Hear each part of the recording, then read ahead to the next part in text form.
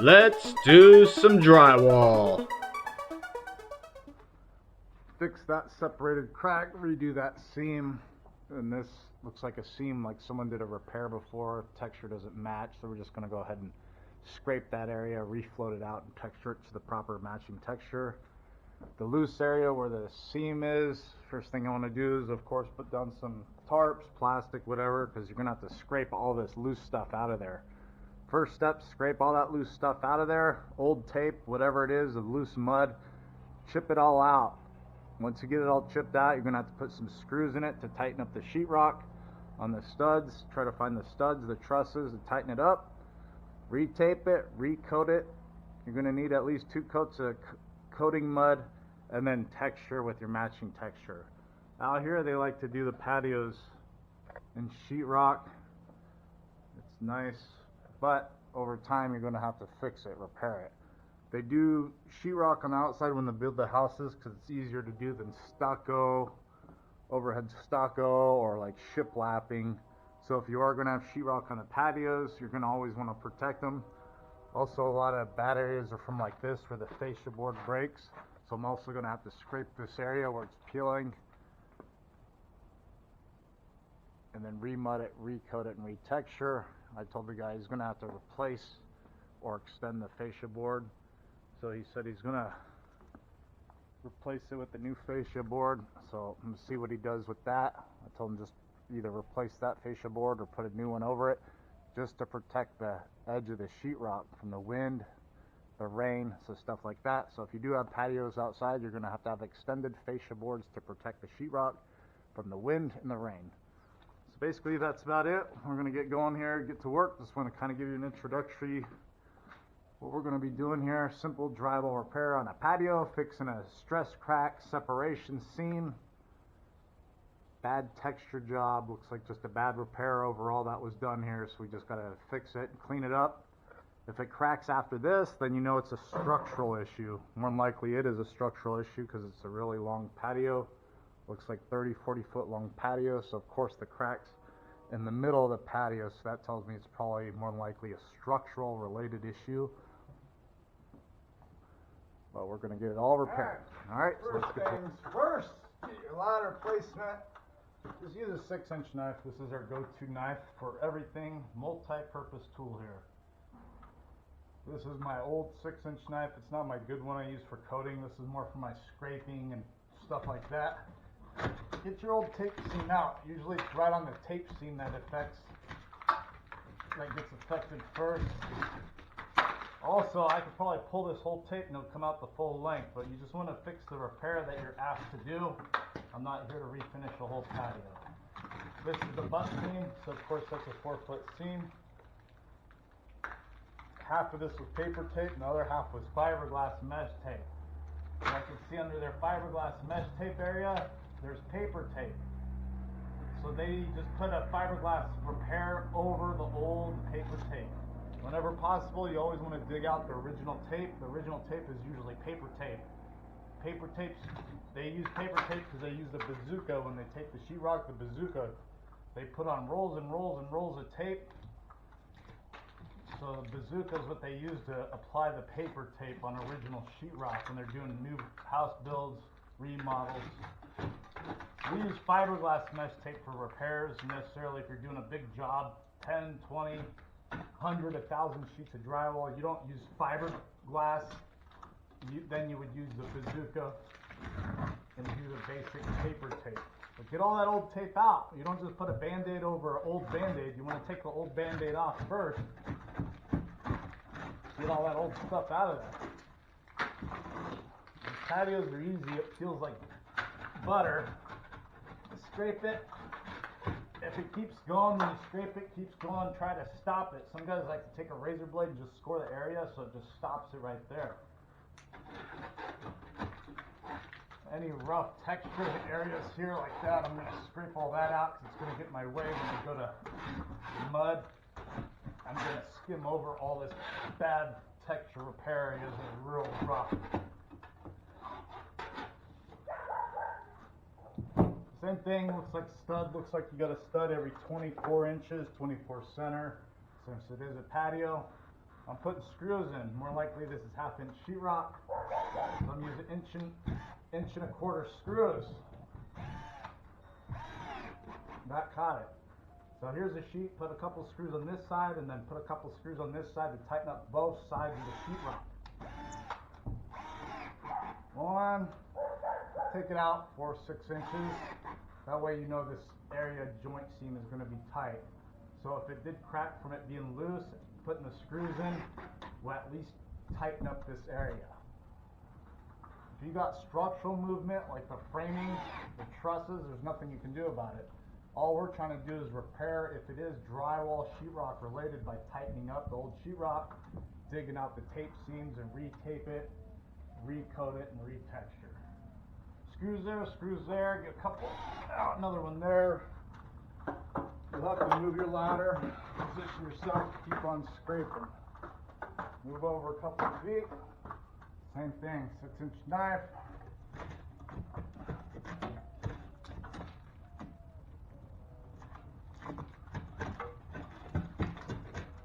Scrape it out.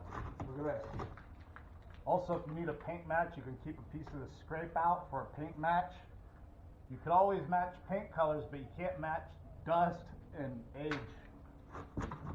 So, nothing's better than having original paint, but you are trying to match paint that's not so new. And there is dust layer, UV, fading, stuff like that. Scrape the outside edge. If the tape's really stubborn, then you're going to have to use a corner of your 6-inch knife to really get it out of there. You get into the caulking area, I like to just kind of dig out that old caulking. I'm just going to mud real tight to it. If there's any gaps, I'm going to tape, flat tape where the drywall meets the stucco if need be. Like I said, this stuff will keep scraping. If you really get in there and start going to town, they'll keep scraping. So you just want to get the obvious loose stuff and just stop. This one has a fracture here, so I like to kind of dig out these fractures either with a knife or a razor blade, kind of open up that fracture to get some mud in there. Looks like it kind of fractured, so it's definitely telling me there's a stress related in the wood movement there. Same thing, screws. This is a butt joint, they call it, where the 2 sheets of drywall butt up against each other. So always put screws on both sides. If they hung the sheetrock correctly, it should be center of the stud. So you should be able to get screws on both sides of the butt joint.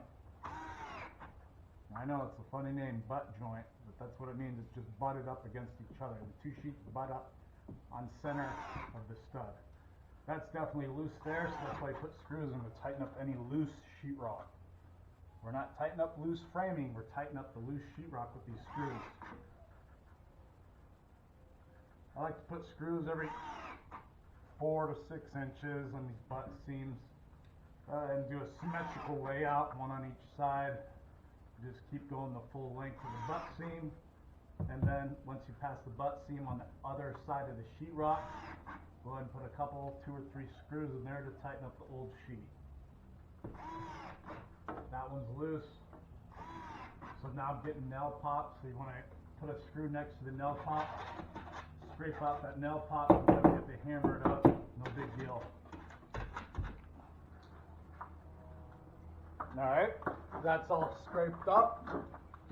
As you can see, we just got to do this one more 3-foot section here, and then we dug out the bad zigzag joint. I can see a nail pop already right here, so I'm going to peel that out so I remember to put a screw in it. Same thing here. Get out all that loose stuff. That's the old mud work, the coat work, when they coated these joints. If this was really dirty and old like it is, I might even take a damp sponge and take off that extra dust on there. And that's what I might do there, since it's already been opened up for a while and there's a layer of dust on that sheetrock paper.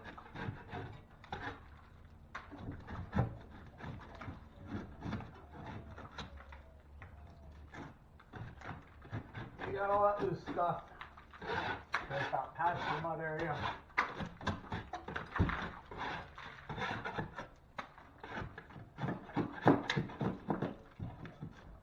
Right here against the angle where it meets the wood trim.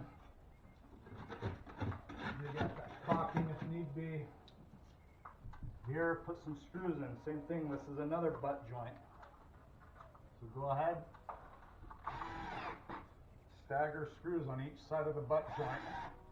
If you miss the stud, you can go closer to the edge of the sheetrock. If need be, sometimes you even have to toenail it.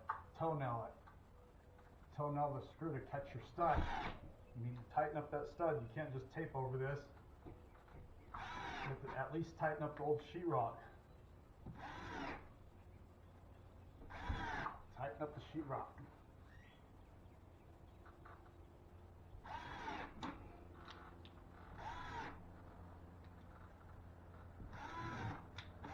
This is when this nice drill comes in handy with the extension on it with the magnet. That's why I like this longer one, because I don't have to sit there and put the drill against the ceiling to set a screw I can reach. Boom. Magnet on the screw, so my screw don't fall out. So I can just do my thing. Magnet, boom, ready to go. If you're really good, some guys I've seen dip into their pouch. Boom. If you didn't have a hand able to grab screws, I could dip this into my pouch. Now I got a few screws on my magnet Phillips head ready to go. Little things like that help the job go more efficient, get the job over with quicker, move on with your day. A lot of guys don't go through this process, scraping and adding screws, and that's why it recracks. If you take all these extra tedious steps, they'll save a recrack. So basically, if it recracks after all this, after cleaning it all up, de-dusting it, putting screws in it, taping it with fiberglass mesh tape, you could even, if you're real insecure about the crack, you could do 2 layers of fiberglass tape. Why not?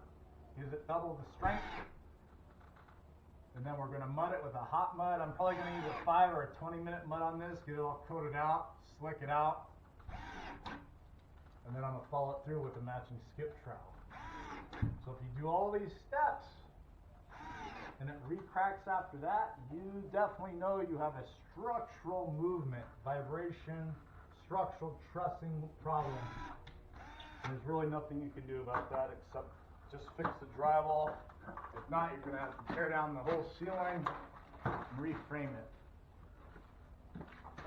Next up would be to fiberglass it, fiberglass mesh tape, but I'm going to use a damp sponge. I want to take a damp sponge and just go over the raw brown sheetrock paper just to take some dust off. I'm also going to do a spray glue. I just want to get that old dust off because it's been opened up for a while and dust layers in there. So it's always good to de-dust your patios. Some guys even go as far as scraping all this stuff out, scrape it all out. I've seen guys do like a primer, like a Kills primer over the sheetrock area now. And then after the primer dries, they fiberglass over the primer. So it really gives it a good bonding strength. So it depends on how bad the area has been. If it's been like this for years, as worse as it gets, then you're going to have to do a primer over it, then tape over it. That's the best way. But this is not that bad. It's just a zigzag seam here. So it's easy. I'm just going to take a damp, wet, clean sponge and de-dust it real quick before we do the taping process with fiberglass mesh tape. Alright, just a damp, clean sponge. I always use these sponges in my water bucket. I usually take the dust off. I'm not saturating it. Also gives you a chance to double check everything. Also, you can go past the patch area. That way, if there is any mud on the outside edge or dust, you take that dust off so your mud will bond even better. This is extra credit here. I know a lot of drywallers ain't going to do this step. Heck no. I work for a lot of companies and with a lot of guys. I've never seen anybody do this step before. But trust me, you're getting that dust off, your mud's going to bond even better. Extra credit. Might as well. You go through this much trouble, you might as well just spend an extra minute, de-dust your work area. That way it gives the mud a better chance of holding. Get that dust out. Since it is outside, we want to get that dust out of there. Layer dust on that drywall paper. The sheetrock face paper is porous. It wants to grab mud and soak into the paper. But mud doesn't like to bond to dust. real dust, old dust. So we're giving it a chance here for this repair to hold up. Going way past the area because I know my texture is going to go out at least 2 or 3 feet. All right. Also, that spot where I knew I had to put a nail pop in, let's throw a screw in there, kick it over. This is extra credit too. If you see any areas next to your work area, you just fix them while you're there. You're already going to be mudding, so you might as well fix any nail pops in the area, any blemishes. Same thing there, just take a little bit of dust off. Just give that a few minutes to dry. It's going to dry quickly because it's almost 90 degrees today this morning. So we're just going to let that dry, and then we're going to follow through with the spray glue. This spray glue is optional product. It doesn't need to be used, but I like to put that spray glue on the tape seam. That way my fiberglass tape really sticks to the work area. The fiberglass already has a natural stickiness to one side. That sticks good to new, brand new sheetrock, but since this has been dusty, de-dusted, the bond strength isn't the greatest there to hold my tape up. So I do a little bit of this spray glue.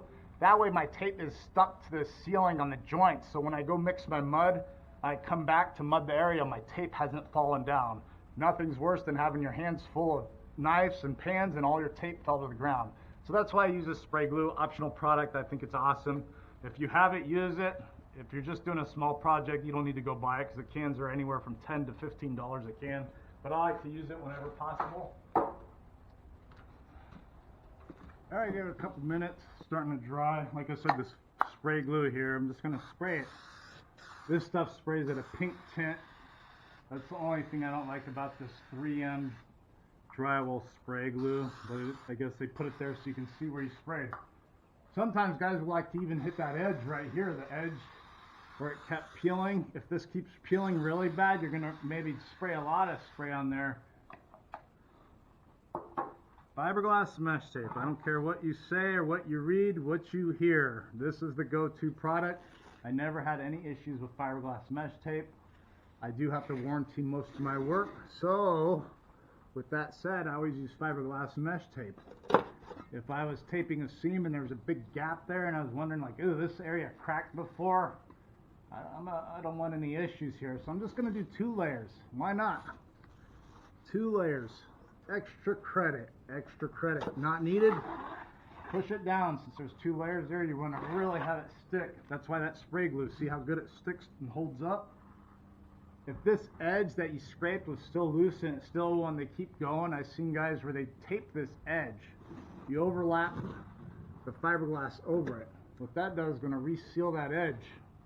That's just another trick of the trade. If you want to really go overboard here, you just push that down. This area is well bonded, so I don't need to do that step. Just keep moving along here. I'm going to adjust the camera here. Excuse me. Move your ladder. You don't need a lot of spray glue. The only thing I don't like about fiberglass mesh tape, sometimes these rolls, you'll get the sides of the strings coming off. That's the only thing I don't like with fiberglass. So that's my only complaint, but that's no problem. Just cut it off for 6. Spray glue, optional product. You don't need much of it. Just follow the seam, the crack area. You know where you're going to be putting the tape. This looks a little loose there, so I'm just going to hit that edge. Hit that edge. Hit that edge. Optional product here. I've seen some guys, they like to even spray it over all the old sheetrock, but that's overkill since I already de-dusted it. I already went through the step of de-dusting it with a damp sponge, so we're good to go. Fiberglass over your joint seam.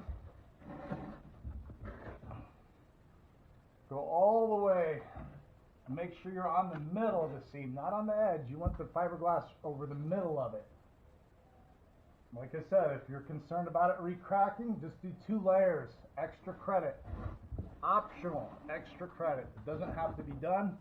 This is just more peace of mind. Push it down well. You don't want it sticking out. No bulges in your fiberglass. It's pushed down really good. Keep on moving along. That little diagonal fracture, I'm going to go ahead and fiberglass over that first. And then I'm going to do the butt joint. Well, looks like I have a loose screw here I didn't set because I didn't hit the studs. Take your screws out.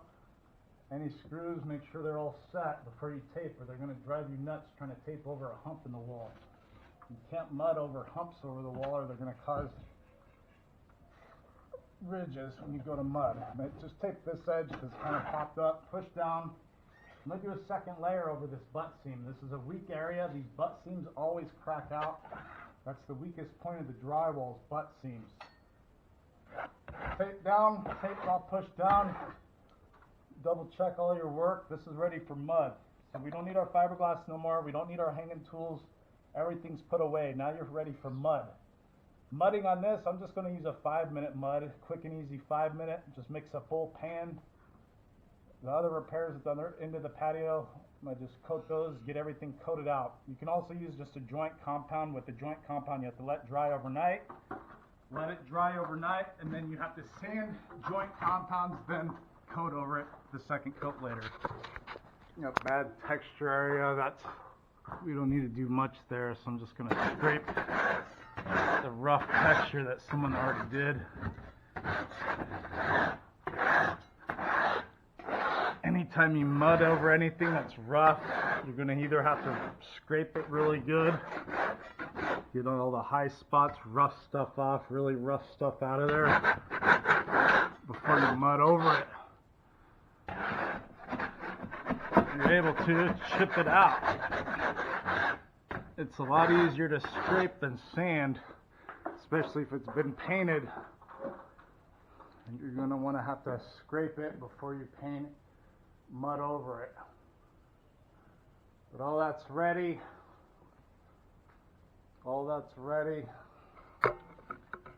This area I already got ready. I didn't show the video of that, but it's the same process. Just scrape that area, put screws in it, got it ready. So we're ready to rock and roll, ready to do some mudding and texturing. So let's go ahead and put all of our hanging tools, tape away, and get ready for the mudding process. Just keep everything in a bucket. For me, it's easier on these repairs. So get my bucket out of the way, take it to my truck later since my truck is all the way on the other side of the property. Everything's ready. I got a nice mix-up area. I like to mix up out here if possible. If my truck is not nearby. I got a water hose, a clean water bucket, clean sponge. I'm using this product here. This is a 5-minute mud. I like to use this product depending on where you are. You probably don't have this stuff, but you probably have some type of hot muds. Hot muds, these are more professional grade type materials for the pros use. The reason we use it is because we have to finish these jobs in one trip. But I recommend any beginner just use a joint compound. Joint compounds dry overnight. With a joint compound, if you make a mistake, you can at least sand away your mistake. These hot muds, 5 minutes, 20 minutes, 40 minutes, 90-minute hot muds, it's a powder form, so once you add the water and you mix it in, it's going to set up. It's going to set up like a cement. And once that sets up like a cement, oh, you can try to sand it. Good luck. It's going to be hard to sand. You're going to have to sand it down with like 80 grit with all your might. So it's not even worth using this stuff if you're going to let it dry and come back a second day. If you're going to come back a second day, just go ahead and use a joint compound. This stuff where you have to put it on, and as it's setting up in 5 minutes, I'm going to have to slick it out. This is the process I'm doing with slicking out in between coats is the process used for all hot muds. I don't care what they say, even though it says easy sanding. I've sanded hot mud a couple times in my earlier years. Guess what? I'll never sand hot mud again if my life depends on me.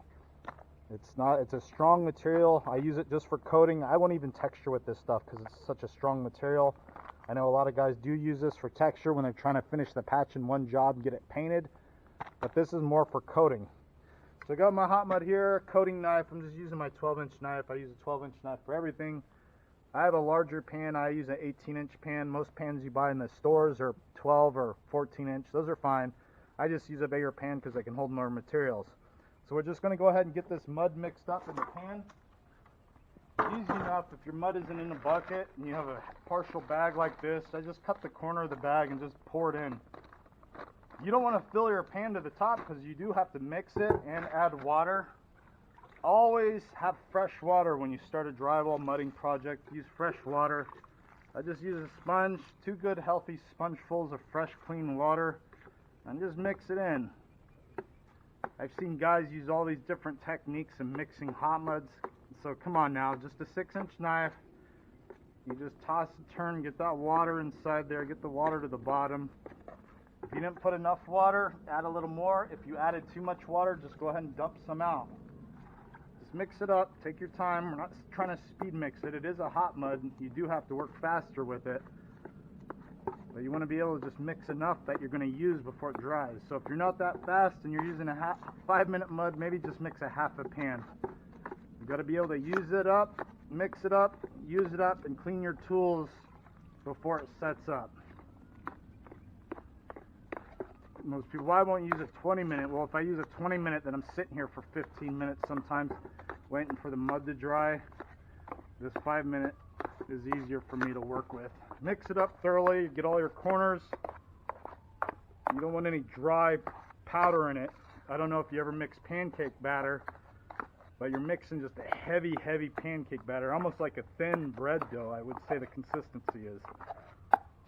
Mixed up thoroughly. If you want to try to get all that in the corners, scrape the edges, toss, get all the way to the bottom, and just get that mixed in. Thick mud. See how easy it was? It's thick, thick, thick. If it's still kind of runny and wet, add a little more powder. Get your coating knife, 6-inch knife. Now you're ready to coat. Do a first coat on your patches. My ladder is already here in this area. I'm just going to do a real tight skim over this real fast since my ladder is already here. I don't need to reposition my ladder more than I need to. This is just skimming over old texture, no big deal. So just do a tight skim, go past the rough texture that someone did here, previous repair. Handyman Joe fix this area, so now we got to fix their work and do a proper. I can't texture over rough texture. I have to skim over it smooth and basically give myself a fresh start. Blank, clean canvas for my texture. Double check the camera here. I'm working by myself, so I got to mud and be a cameraman. Same thing here. I like to strike in the fiberglass first. Get that mud pushed in there. Get that mud pushed in that gap. It gets that mud pushed in the fiberglass mesh. Also gets it in the sheetrock gap. That's a secret there, another trade secret. Now coat it. I'm using my 12-inch knife and just coating over all this. I like to put my mud on the full work area before I trowel it down. Full work area. Now I'm going to feather my side. Feather the side. Feather it. Now trowel down the center and fill it in. That way. On that. That's coated. Fill in that. Reposition my ladder.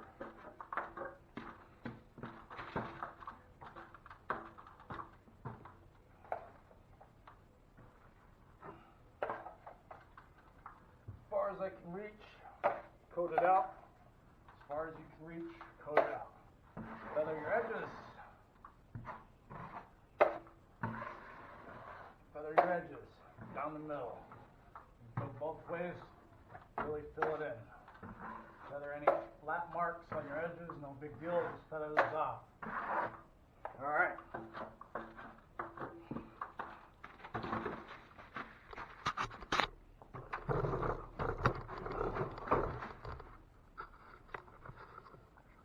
Fan blade here is kind of obstructing the view. Let me see if I can move this a bit. Same thing there, just fill in the tape. This mud's starting to get heavy on me, so I know it's starting to set up, so I want to kick it up with pace. Get this mud used up and cleaned out of my pan before it really starts setting up.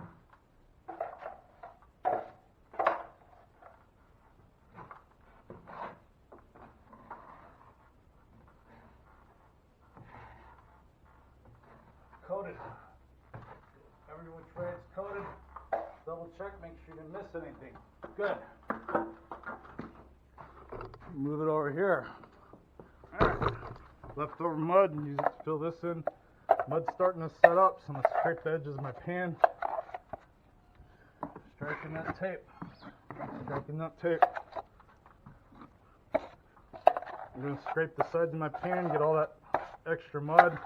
I want to try to use up all my mud. Oh yeah, she's setting up for sure. This is getting heavy, so I might just do a skim coat just to use up this mud. Flapping my jaws here, talking to you guys, and the mud's starting to set up on me.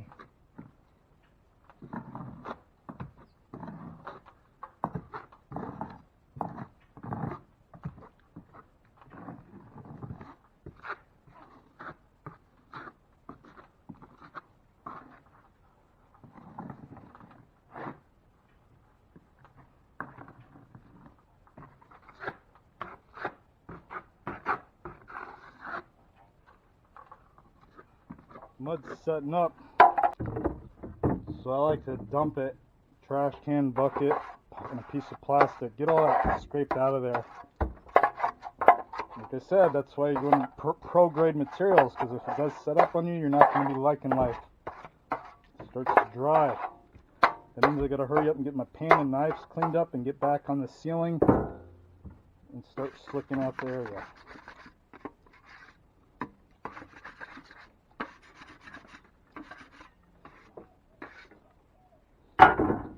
Once your hot mud's set up, like I said, this is a slick out technique only used for hot muds. Oh yeah, it's setting up. Damp sponge, clean 6-inch knife, hit that edge, get rid of that edge. Most important is that edge, and then kind of go over it with a wet sponge on your mud work. Slick out, slick out. Some guys like to go the opposite direction.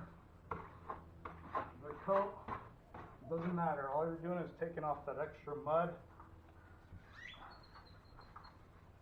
Slick out, slick out. If you do a good first coat with hot mud and slick it out, it's almost like a second coat. Look at that, it's like a second coat now. Just feather that edge.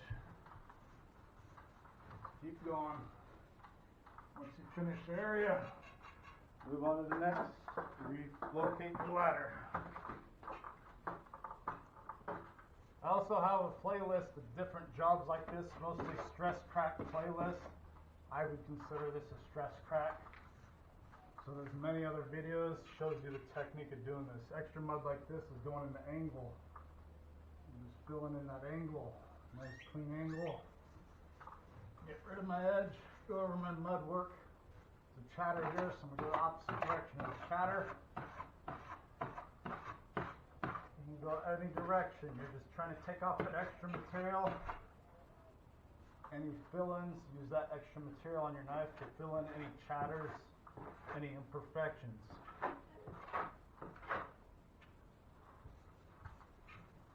Hit your edges, go past your edges where you know you're going to be texturing, you dust the area. Move your ladder. Just keep going. Edge, edge, feather your edges.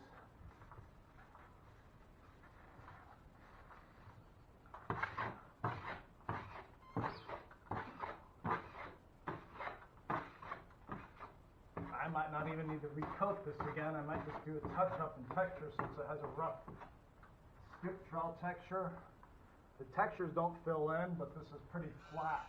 Since I coated it nice, I did coat it enough where I'm actually taking off extra material. So I don't want to keep putting material on it because I don't want a big hump on the ceiling. So we might just have to touch it up and then texture right over it. Same thing here, split seam. Hit that edge. Hit that edge. If you're damp, sponge needs to be redampened. Go ahead and redampen, but I'm going to finish up here. Extra mud on my knife. I'm going to use it to fill in this void gap right here. Basically going, I'm pushing down pretty hard. I'm pushing all that extra mud, pulling it off. You ever worked with cement, stuccos, stuff like that, grout, then it's kind of like working with cement. So we're manipulating the mud as it's setting up. extra mud like that in the corner, I'm just going to fill in this. Or you could just use caulking. I'm just giving it a nice finished angle here, a nice finished bullnose wrap corner. Feather your edge, feather your edge. Go past your area because you know you're going to texture it, get rid of that dust. Good to go. It's pretty flat, so I'm just going to touch this up right now. Since it's outside, I'm going to just touch it up with the joint compound. It'll be dry enough for me to texture right over it since it is hot. I'm sitting here sweating already. So let's go ahead and get this area touched up. Once we get it touched up, we'll kind of clean up the floor. And I'm actually going to touch it up with hot mud. I have enough in my bag to use it up. So just going to strike in the middle of the joint. Any blemishes, just going to touch it up real quick. Or you could just do a tight second coat and it'll be the same. It's just filling in any imperfections, any deep spots, gouges, what we're doing here with the second coat skim.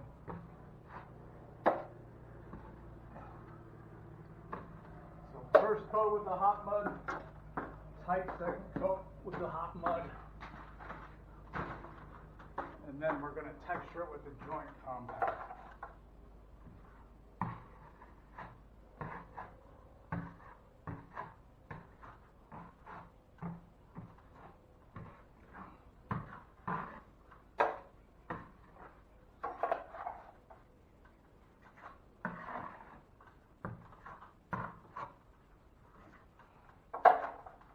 Yeah, so I used up all my hot mud, used up my pan of hot mud, so.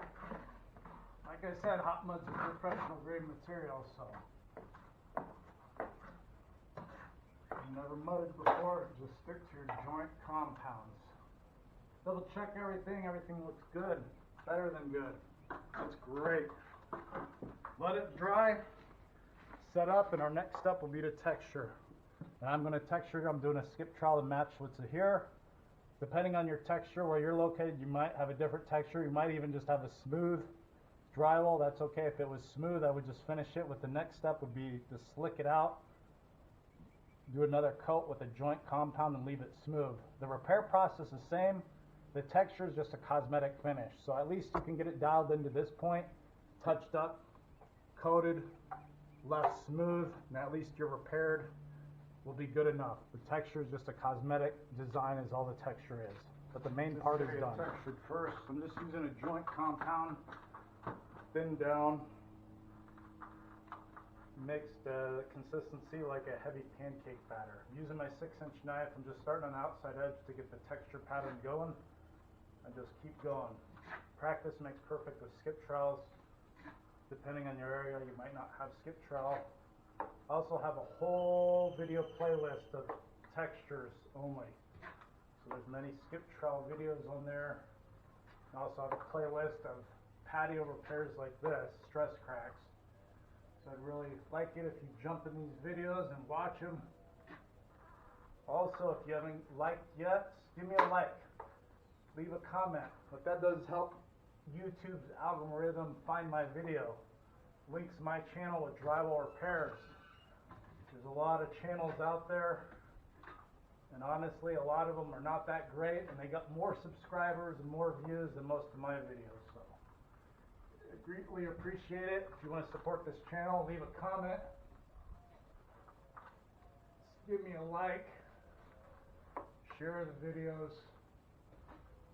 I know there's a lot of commercials on here, but I'm trying to generate a couple dollars for all my trouble. I already know how to do drywall, so I'm here to help you guys. These are watch and learn type videos. So if you want to support the channel, you can even watch this advertisements. Click on the advertisements, whatever it takes. Every time you click on an advertisement, I think it gives me a micro penny. So if you do, thank you for supporting. Thank you for liking. Thank you for subscribing. That one's all textured out. That was just a rough area. That area is all textured. Move your ladder. Go on to the next. Skip trowel. A lot of guys use bigger knives, but I just use a 6-inch knife. Look how easy it is. Da, da, da, da, da, da. The knife's doing the work. I'm just gliding over it. Light pressure, no pressure at all on the knife. The knife is just gliding over it. You want to practice on an old piece of sheetrock until you get your technique down. It's almost like a Goldilocks method where you need the mud just right, pressure just right, everything just right to get a nice skip trowel pattern. And it just takes years of practice really to get perfected skip trowel. This is not even a perfect skip trowel. This has gone pretty heavy. I'm just following what's up there, matching. It's going this direction, so you want to follow the direction of your skip trowels and go the correct direction pattern that your repair work is matching into. Any light areas, you can just fill it in, no big deal.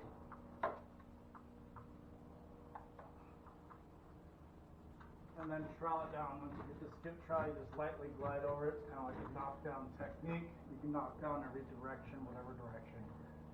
I'm just letting the knife glide down as it's knocking down any edges. Sometimes you like to blend it in. You take it out further and wider, and it helps you blend in the texture.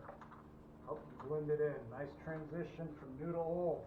I don't want to see the repair. The whole idea of doing drywall repairs, doing a good job, is where you don't see the repair. Where does the repair start? Where does it begin? This area has actually been repaired before. I can't tell because it's done perfect. Also, you get what you pay for in my industry, so when you are trying to get estimates, and you get 3 estimates or so, and one guy's way too cheap, kind of question his methods, because you do get what you pay for, unfortunately, in this trade. You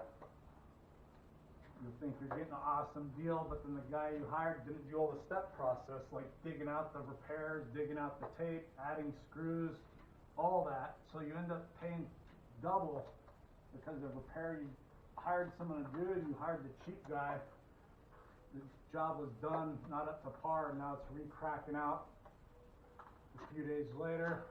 And since you hired the cheap guy, more than likely he's not licensed, no warranty, and you won't be able to get hold of him to repair his work unless he's an ethical person that comes back and fixes it. I'm a licensed drywaller in my area, so I do the work myself. I know that's unheard of, a licensed contractor on the job doing the work themselves. What's going on here? I've never heard of it.